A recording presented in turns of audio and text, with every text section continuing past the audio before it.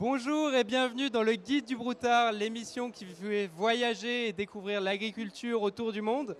Pour cette émission, nous allons partir direction l'Afrique et plus précisément l'Afrique subsaharienne. Nous allons parler d'élevage laitier. Alors pour en parler, je ne suis pas tout seul. Je suis d'abord accompagné de monsieur Silas Bayeban.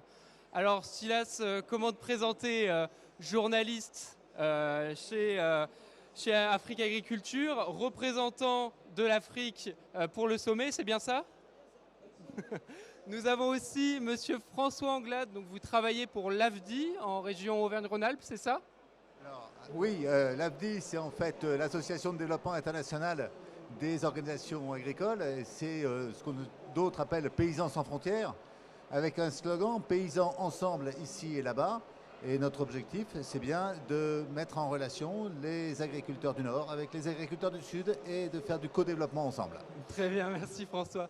Nous avons également autour de la table monsieur Jean-Paul Brun. Donc vous avez été pendant longtemps commercial à l'export pour Copex Montbéliard, c'est bien ça? Oui, c'est bien ça. J'ai occupé un poste de technicien génétique à Humotest depuis 30 ans. Et après, je me suis occupé de développement à l'international. Et dans les 12-15 dernières années, je me suis occupé particulièrement de l'Afrique. D'accord. Et alors, vous n'êtes pas venu seul pour cette table ronde? De qui êtes-vous accompagné aujourd'hui? Voilà, donc je vais le laisser présenter. Ismaël Bello. Ok, merci. Moi, c'est Ismaïla Bello. Je suis le président de l'Association des éleveurs de Montbéliard du Cameroun. Et cet élevage que nous sommes en train de découvrir encore nous a été introduit depuis les années précoloniales, quoi. Et après les indépendances également, nous avons eu ces animaux-là. Mais ces animaux ont connu leur essor, leur présence actuellement au Cameroun grâce à Copex Montbéliard. Le Cameroun, l'État du Cameroun, à travers le ministère de l'élevage, des pêches et des industries animales, avait importé 3 contingents d'animaux Montbéliard, de génisses gestantes Montbéliard de 165 têtes par vague. D'accord, merci. Merci de ta présence, hein, Ismaïla, merci. Et puis, le meilleur pour la fin, si j'ose dire, Benoît Delalloy est avec nous. Alors Benoît, tu es responsable des relations internationales pour le sommet. Merci. Oui, c'est bien ça. Merci. Alors, vous le savez, vous en doutez sûrement, le modèle laitier en Afrique est très différent du modèle français qu'on peut connaître. Et pour nous l'expliquer, je vais demander à vous, monsieur Anglade, est-ce que vous pouvez nous le présenter? Alors, je vais vous parler d'un petit peu de ce que je connais, c'est-à-dire du partenariat avec les éleveurs laitiers qu'on a au Burkina Faso, en sachant que le partenariat que l'on a mis en place, c'est avec l'Union des mini-laiteries et producteurs de lait local au Burkina, c'est-à-dire un réseau de 99 laiteries villageoises et un peu plus de 4000 producteurs. Donc un partenariat qui a maintenant plus de 10 ans d'existence, dans lequel on a un peu 2 volets, un volet institutionnel d'accompagnement pour qu'il soit mieux reconnu, notamment par les pouvoirs publics locaux et par la population, mais aussi une valorisation du lait local qui est en concurrence avec tout le lait importé depuis l'Europe notamment. Tout à fait. L'élevage au Burkina Faso, c'est un élevage traditionnel, transhumant à l'origine. Donc des éleveurs qui ont 20 à 50 vaches, dont les meilleures vaches restent au village et sont alimentées correctement et sont traites pour fournir d'une part l'autoconsommation de lait, mais aussi un peu de lait vendu à l'étranger et de plus en plus de lait transformé dans la laiterie villageoise. Et c'est ce lait transformé dans les laiteries villageoises qui apporte la trésorerie à la famille pour pouvoir bien sûr faire vivre la famille, mais aussi envoyer les enfants à l'école et faire du développement localement. Donc on est vraiment sur un élevage très traditionnel, avec une sédentarisation de quelques vaches, les vaches laitières, et de plus en plus avec les problèmes d'insécurité, et avec toute la problématique de l'alimentation, et donc de la production de fourrage au plan local, pour pouvoir alimenter correctement les vaches. Mais je ne vais pas monopoliser la parole. Voilà un peu le système. Donc un système très agroécologique qui valorise essentiellement le fourrage local, et dont l'objectif est de pouvoir petit à petit monter le niveau de production pour pouvoir apporter une souveraineté alimentaire sur les produits laitiers au Burkina Faso. Alors François, tu as parlé de fourrage. Ismaël, est-ce que tu peux nous expliquer un peu qu'est-ce que vous produisez comme fourrage localement? Ok, nous vous remercions de l'opportunité que vous nous donnez. Donc déjà, ce que je voudrais dire en fait, pour ce qui est de l'élevage laitier, le premier élément qu'il faudra maîtriser, c'est le fourrage. Ensuite vient l'eau. Parce qu'on nous avait dit, la première maladie, c'est la famine. Donc nous, à notre niveau, dans l'exploitation à laquelle je me trouve, qui se nomme Waldewela, qui est bénéficiaire des animaux montbéliards, nous exploitons ces vaches montbéliards-là, nous avons une dizaine, et nous avons également les primes Holstein. Donc pour ce faire, nous nous sommes préparés pour avoir des vastes champs, des vastes exploitations fourragères. Nous avons notamment des champs de bracaria, qui est une graminée. Bon, ben, malheureusement, ça n'existe pas ici en France. Nous avons aussi une légumineuse qui s'appelle le Stylosanthes, et nous avons aussi du Guatemala. En même temps, nous faisons du maïs. Le maïs que nous cultivons, ce n'est pas du maïs fourragé, c'est le maïs que nous utilisons dans le cadre de l'exploitation de la graine, qui rentre dans la complémentation alimentaire de nos animaux. Donc, en gros, un peu, c'est ça que nous avons dans nos exploitations. Donc, en résumé, nous avons des champs fourragers qui sont constitués du bracaria, qui est une herbacée, une graminée. Nous avons une légumineuse qui est le Stylosanthes. Nous avons aussi le Guatemala. Nous avons le maïs fourragé. Et nous avons même essayé nous essayons en ce moment, nous avons sur des petites surfaces, nous avons introduit la culture de la luzerne que nous avons fait venir de la France. Nous avons également le trèfle, nous avons l'avoine. Donc, toutes ces espèces fourragères-là, nous sommes en train de les expérimenter. Cette année, nous avons fait ces espèces-là sur une superficie d'environ 5 hectares. Donc, nous allons essayer de voir exactement comment elles se comportent sur nos sols et nous allons les dupliquer. Et alors, le lait que tu produis, à quoi il est destiné? Est-ce qu'il est consommé tel quel ou est-ce qu'il y a des transformations qui existent? Pour notre cas, tout le lait que nous produisons est livré à une mini-laiterie. En fait, il y a une mini-laiterie dont nous sommes actionnaires, qui existe. Toute notre production est livrée à cette mini-laiterie-là. Et cette mini-laiterie fabrique juste des yaourts. Bon, je ne veux pas m'attarder là-dessus. Je laisserai à l'occasion à Jean-Paul Brun d'en parler. Et nous faisons aussi du fromage. Donc, ce sont les principaux... Il y a aussi la crème fraîche. Donc, ce sont les 3 principaux produits que nous transformons à partir du lait produit chez nous. D'accord. Alors, Silas, toi, tu connais très bien la filière. Est-ce que tu peux me parler des défis que la filière doit relever actuellement pour se pérenniser? Encore une fois, je vous remercie. Les défis, le principal défi, c'est l'alimentation, qui rentre à 90%, non, pas 90, c'est exagéré, 65 à 70% dans un élevage. Le deuxième défi, c'est le problème d'infrastructure, parce que pour produire, il faut de bonnes infrastructures, il faut de la sécurité. Alors, je pense que l'Afrique, ou bien certains de nos élevages, qui se prennent bien avant le temps, ils peuvent relever ces défis. Cependant, les zones qui sont un tout petit peu les zones reculées au niveau du Cameroun sont maintenant en proie à je peux dire, des guerres, par exemple la secte Boko Haram. Donc ça réduit vraiment l'impact de l'élevage dans nos pays.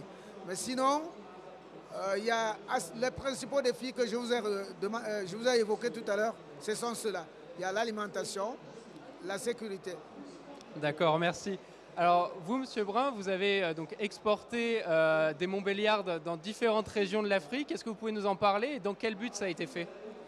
Eh bien, disons que il y a un besoin, les vaches locales en Afrique produisent très peu de lait par vache, et notamment quand on est par exemple à la banlieue de Dakar ou à la banlieue d'Abidjan, dans Abidjan, on a des consommateurs qui font, comme M. Anglade a dit, qui font appel à du lait qui vient d'ailleurs, alors qu'en Afrique, notamment dans beaucoup de zones, il y a suffisamment de fourrage pour que les vaches transforment le fourrage en lait.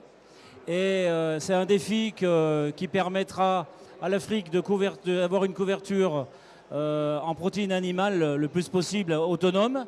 Et aussi, il ne faut pas l'oublier, donner du travail aux gens, les stabiliser, leur donner un but. M. Anglade en a parlé et je suis entièrement d'accord avec lui. L'élevage peut aussi agir comme facteur social pour permettre aux enfants d'aller à l'école, aux femmes de trouver un travail. Voilà, et les vaches montbéliardes, eh ben, elles sont un peu l'emblème pour tirer l'élevage en haut. Mais il ne faut pas oublier aussi que les vaches locales, elles font du lait et que certains font de l'insémination, des métisses. On a plusieurs solutions. L'une n'enlève pas l'autre. L'essentiel, c'est d'avoir un dynamisme. Et j'ai par exemple l'exemple d'un très très bon éleveur au Mali qui achète encore des vaches montbéliardes, qui ont vraiment développé l'élevage à côté avec ses voisins, lui-même. Il livre aussi une laiterie à Bamako, ils font de l'ensilage, ils font du foin et ils essayent de faire de la production. En Côte d'Ivoire, Silas connaît très bien. On a fait une exploitation en zone tropicale qui a aussi marché. Voilà. Et puis au Sénégal, on a beaucoup de vaches importées. Voilà. Et ça permet de produire du lait local. Ça permet de ne pas importer. Ça permet à ce que des gens dans les villages trouvent du travail dans ces fermes-là. Et puis l'exemple du Cameroun que Ismaël aussi a donné est un bon exemple, puisque là on essaie de dynamiser tout un pays, hein, et notamment, alors quand on parle du Mali, quand on parle par exemple du Sénégal, on est quand même en zone semi-aride, voilà. Quand on parle de la Côte d'Ivoire, on est en zone tropicale, donc il y a des éléments négatifs pour faire de la production laitière.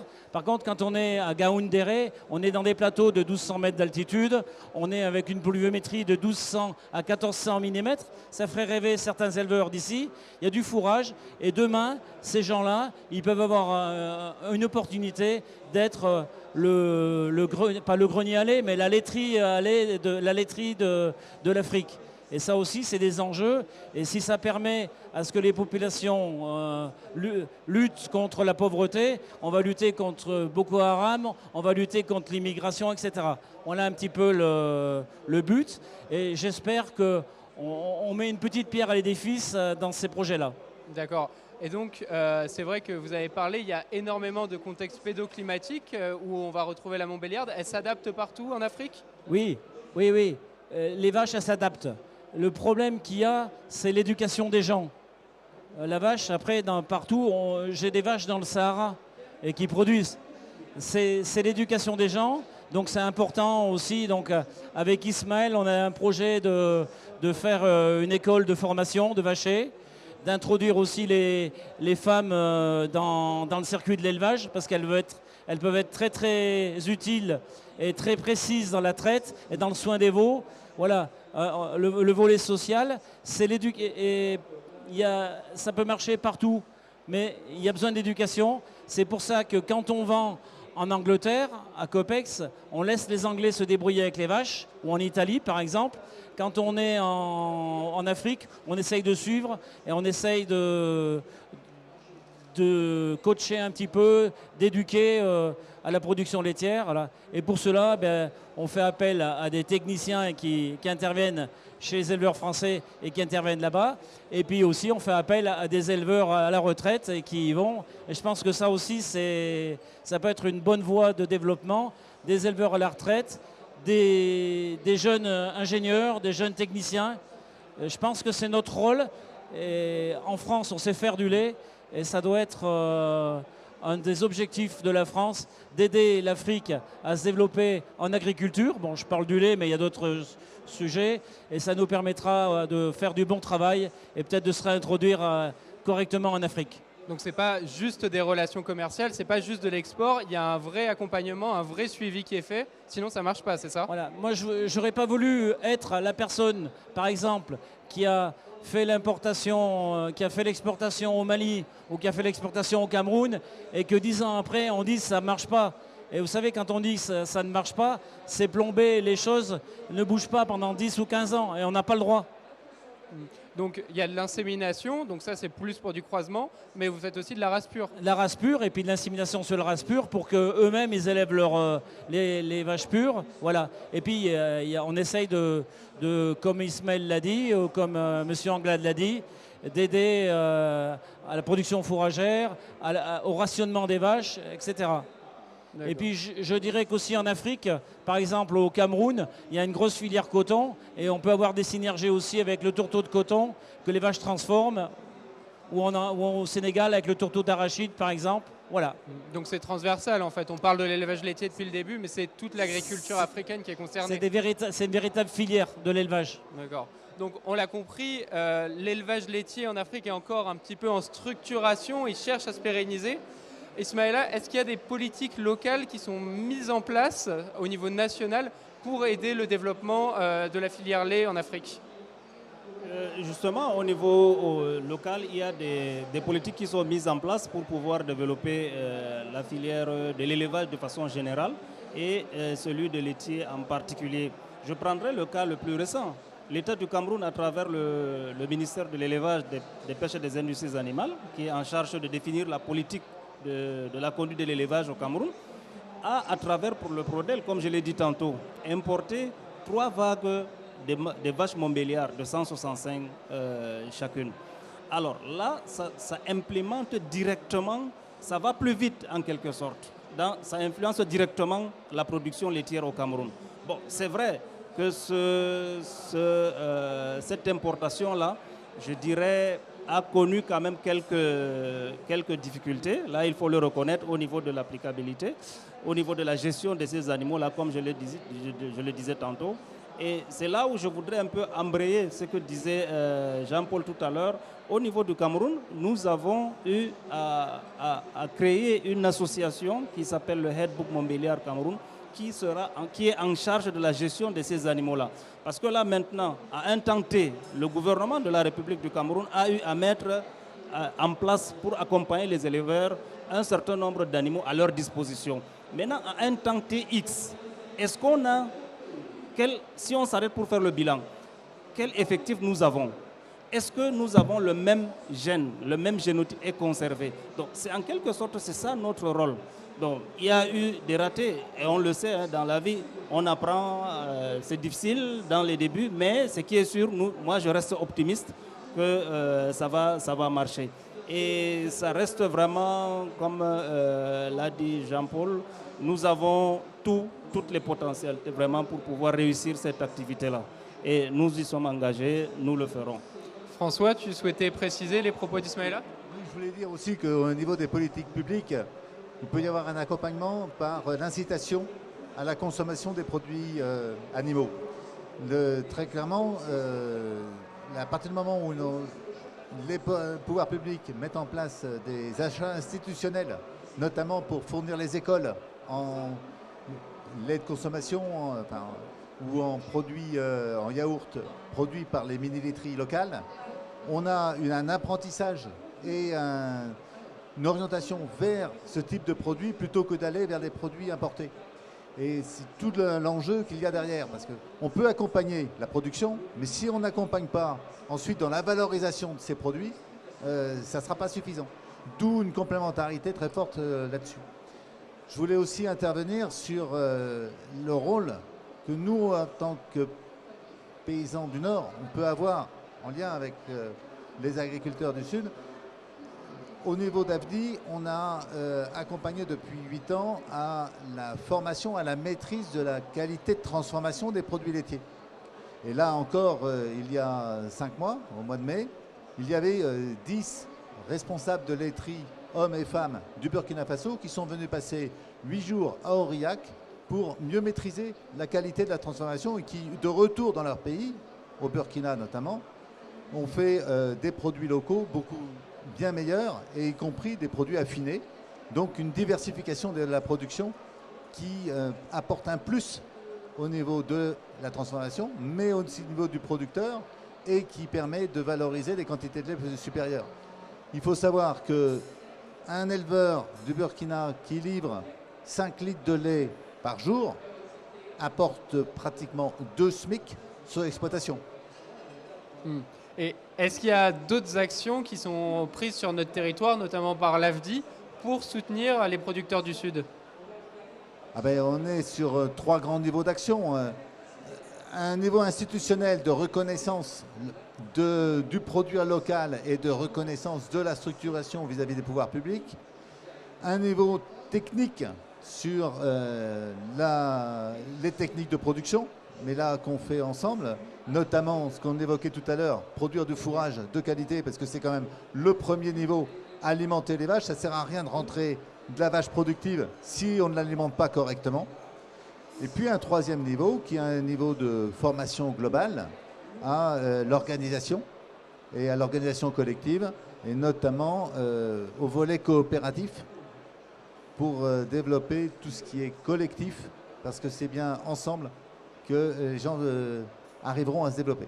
D'accord. Alors, chaque année, il y a des délégations africaines et des éleveurs africains qui ont l'opportunité de venir sur le sommet de l'élevage. Benoît, est-ce que tu as vu une évolution dans les attentes des visiteurs africains sur le sommet? Alors déjà, une évolution dans le nombre de délégations. Donc, c'est sûr qu'on attire beaucoup de gens. On travaille avec Silas à faire connaître le sommet en Afrique. Donc, il y a vraiment une attente des visiteurs africains de venir visiter le sommet. Alors, après, on parlera peut-être tout à l'heure, mais il y a un vrai problème quand même pour faire venir ces visiteurs africains en Europe et en France en particulier. C'est le problème des visas, mais peut-être ça fera l'objet d'une question spécifique. C'est très très compliqué. Après, c'est sûr qu'il y en a quand même qui arrivent à venir, donc de plus en plus en tout cas souhaitent venir, mais notamment pour répondre à tous les enjeux auxquels qu'on vient de citer. Donc découvrir l'élevage français, les races françaises, la génétique, toute la filière, pour ensuite pouvoir la développer dans les pays. Donc c'est vrai qu'on a beaucoup ces dernières années, par rapport aux premières années, on voit maintenant des politiques qui viennent. Chaque année, il y a des ministres de l'élevage qui viennent et qui passent commande pour l'ensemble de leur pays, des commandes publiques. Notamment, Jean-Paul est bien placé pour en parler. Donc ils viennent voir un petit peu ce qu'il fait de mieux et commandent des bateaux entiers de génisses ou d'autres équipements pour ensuite pouvoir les redistribuer aux petits producteurs sur place. Donc les politiques en tout cas africaines ont compris que le sommet de l'élevage était un magnifique et un très grand supermarché de l'agriculture où on pouvait trouver tout ce dont ils avaient besoin, sous réserve bien sûr de l'adapter à leur contexte, bien entendu. Silas, toi, tu confirmes qu'il y a un engouement grandissant pour le sommet? Je prends déjà l'exemple de cette édition qui aurait pu être mieux si ça n'a pas été le problème que nous connaissons tous et que je n'ose pas citer tous les ans. Nous avons cette année, par exemple, les délégations des pays africains qui remonte à une dizaine de pays, en tête le Nigeria, je pense suivi du Sénégal, du Cameroun. Dans tous les cas, il y a au moins une dizaine de pays qui ont frappé à la porte du sommet cette année. Donc c'est un bon signe pour nous, malgré tous les écueils, malgré tous les problèmes que ça peut comporter. Il y a un autre problème que j'ai oublié de relever dans mon premier propos. Parmi les défis qui nous interpellent, qui interpellent l'Afrique, c'est le volet formation. Il faut vraiment mettre l'accent sur ce volet, que ce soit en Europe, mais en Europe, encore une fois, nous avons un frein. Peut-être essayer de délocaliser ces formations dans les pays d'Afrique. Parce que je prends le cas de la délégation du Cameroun qui est arrivée cette semaine avec un projet d'organisation d'un salon agricole au Cameroun et donc par la mairie de Douala. Donc les gens vraiment prennent beaucoup de conscience pour pouvoir s'intéresser au métier de l'agriculture et l'élevage. C'est sûr que venir au sommet pour organiser un événement agricole, ça peut inspirer. Ismaëla, toi personnellement, qu'est-ce que tu es venu voir au sommet? Qu'est-ce que tu attends du sommet? Ok, pour le sommet, pour moi, il faut reconnaître c'est la première participation. Cela m'a permis déjà d'apprendre beaucoup de choses. Parce que non seulement nous avons vu un certain nombre d'animaux, notamment les laitiers, nous avons aussi en marge de cela effectué des visites des élevages. Et tout cela a été organisé par M. Jean-Paul Brun, que j'en profite pour remercier. Et là, ça nous a permis de voir exactement quels sont les défis qui nous attendent. Nous sommes venus, nous avons touché du doigt les réalités de ces élevages-là dans leur terroir. Donc, une fois rentrés chez nous, ça va nous permettre déjà, je ne dis pas que ce que nous faisons c'est mauvais, ça nous a permis quand même ça nous permet de, nous pouvons nous bomber le torse hein, parce que les animaux que nous avons, en l'occurrence les Montbéliards, nous en avons qui nous donnent plus de 30 kilos de lait par jour.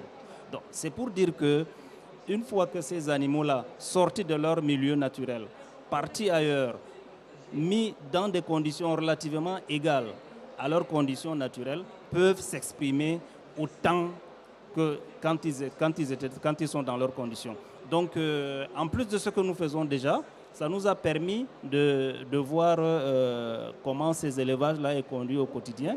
Et une fois rentrés là-bas, nous allons nous remettre encore sur le travail pour pouvoir améliorer ce que nous faisons. Et aussi, pas seulement sur le plan animal, même sur le plan du matériel agricole. Nous en avons vu à profusion. C'est vrai, nous ne pouvons pas encore prétendre utiliser certains matériels que nous avons vus ici, parce que vraiment c'est de la haute technologie que nous n'en avons pas. Là, il faut être sincère. Alors, mais avec tout cela, ça nous donne quand même une certaine motivation pour pouvoir mieux apprécier tout ce que nous faisons, pour mieux nous édifier dans ce que nous faisons et également accompagner le gouvernement camerounais dans ses efforts de nous mettre à l'aise pour pouvoir travailler. Parce que, comme je l'ai dit, le ministère de l'élevage n'a jamais lésiné sur les moyens, n'a jamais répondu défavorablement à notre sollicitation. Et il en est de même pour le gouvernement français. Parce qu'il y a un programme qui a été mis en place entre le gouvernement français et le gouvernement camerounais, qui est le programme PCP ACEFA, dont il a commencé en 2008. C'était d'abord ACEFA, ACEFA 1, ACEFA 2, ACEFA 3, maintenant PCP ACEFA. Alors, ce programme-là, ça a permis le développement de toutes les activités agricoles de façon générale, élevage, agriculture. Et là, ça a aussi permis le développement, particulièrement dans la région de l'Adamawa où je me trouve, le développement de deux types d'activités. Il y a la culture du maïs qui a été vraiment très développée et également la culture, la récolte et la conservation du foin. Ça, c'est vraiment, je parle des points phares dans la région de l'Adamawa. Donc c'est des efforts énormes que le gouvernement français et le gouvernement camerounais ont mis ensemble pour nous accompagner dans nos productions. Et maintenant, c'est à nous de prendre le taureau par le corne et de travailler. Il n'y a pas de miracle. Hein? Il n'y a pas de miracle. Donc, comme je disais, il y a des gens qui ont connu, avec ces Montbéliards-là, qui ont connu des échecs. Mais il y en a tout de même qui ont réussi. Si ceux-là ont réussi, pourquoi donc les autres ont échoué? Ouais. Alors, la question ne se lie pas comme à ce que veulent faire comprendre certains, que c'est lié à l'animal ou lié au cadre dans lequel l'animal s'est retrouvé. Là, moi, je dis simplement que c'est faux. C'est le travail et que le travail. D'accord, Ismaïla. Donc, tu évoques les visites qui étaient organisées notamment par Jean-Paul. Quel est le message que vous délivrez lors de ces visites? Parce que l'idée, ce n'est pas de transposer le modèle français en Afrique. C'est quoi? C'est de s'inspirer? C'est de comprendre comment ça peut fonctionner? Ouais, déjà, ce que je leur explique, c'est que de toute façon, chaque situation est unique. Déjà, en France, on ne transpose pas le modèle. Voilà. Quand on est vers le Mont d'Or, on n'est pas à la plaine de la Limagne. Voilà. Et quand on est en Afrique, on n'est pas en France. Donc, on s'adapte. Il y a des règles.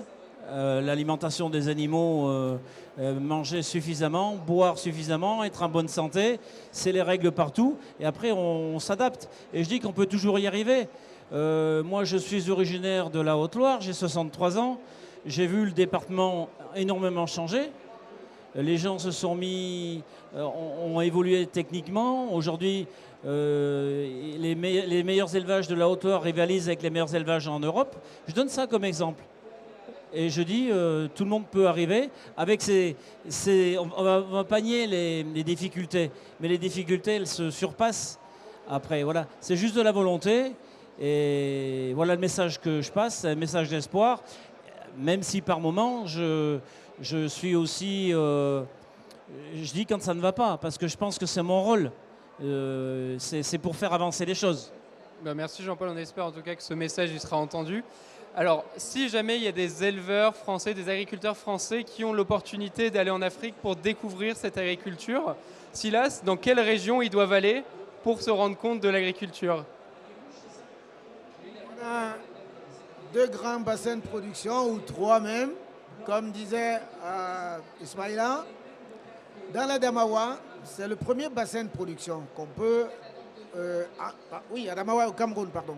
Donc l'Adamawa, c'est la région vraiment première pour cette activité, l'activité d'élevage bovin. Ensuite, on peut se diriger vers l'ouest du Cameroun. Ça aurait été le nord-ouest, mais il y a un problème d'insécurité en ce moment qui se pose dans cette région. Donc, en élevage bovin, production laitière, je pense que c'est ces 2 principales régions. Il y a un tout petit peu une émergence de cette activité dans le littoral, mais vraiment en très faible quantité. D'accord. Et alors, vous le savez, vous comme moi certainement, on aime bien découvrir l'agriculture à travers la gastronomie.